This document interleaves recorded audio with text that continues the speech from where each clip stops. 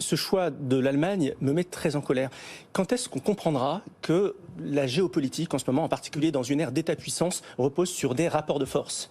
Quand est-ce que nous comprendrons que les postures de bisounours, de naïveté, sont terminées? La Chine, aujourd'hui, est dans une entreprise de néocolonisation, avec ces fameuses routes de la soie.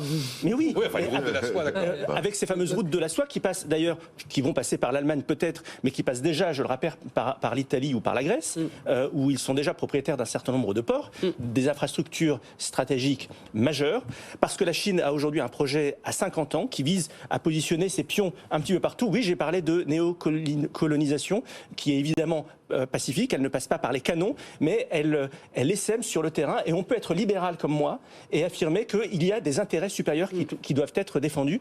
Et l'Europe, aujourd'hui, doit s'affirmer, doit affirmer son indépendance, doit s'opposer à des projets tels que ceux-ci. Alors ce n'est peut-être pas libéral au sens théoricien du terme, mais vous savez, vous avez les théoriciens d'un côté, vous avez les praticiens de l'autre. Vous avez ceux qui sont dans la beauté des livres du libéralisme et qui veulent du libéralisme pur et parfait, et puis il y a ceux qui sont conscients des contingences du monde dans lequel on vit, et qui affirment que nous devons nous imposer. Et c'est vrai que l'Europe aujourd'hui fait des choses. C'est vrai que Thierry Breton, notamment s'agissant du numérique, a mis en place un certain, je pense au Digital Market Act, au Digital Service Act, a mis en place des textes fondateurs qui vont nous permettre de peser dans les rapports de force. Donc le bon niveau aujourd'hui par rapport à ça, le bon niveau d'indépendance, parce que vous parliez, monsieur, de souveraineté, de souverainisme. Oui, je pense que nous devons assumer le souverainisme. Maintenant, quel est le bon niveau du souverainisme? Je crois que s'agissant des grands enjeux planétaires tels que ceux-ci, notamment l'énergie, notamment pour contrer les nouvelles routes de la soie, etc.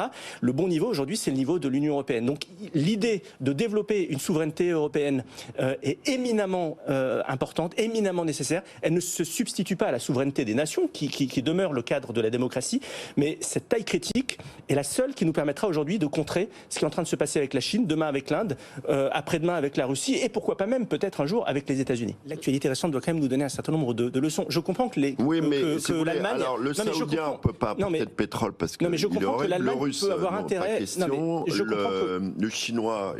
je comprends que l'Allemagne peut avoir intérêt pour son commerce à mettre en place cette infrastructure en phase avec la Chine. Je peux le comprendre. De la même façon qu'elle avait intérêt à développer Nord Stream. Mais regardez dans l'état dans lequel on est aujourd'hui. Ce que je veux dire, c'est que tout ne peut pas se mettre dans une équation économique de base. Il y a des intérêts supérieurs. Et les infrastructures nationales, ce qui nous rend dépendants, et donc sous-entendu ce qui peut, en cas de crise majeure, nous fragiliser de manière majeure, parce que c'est ça quand même cela doit être préservé, protégé par la puissance publique, et en l'occurrence par l'Europe.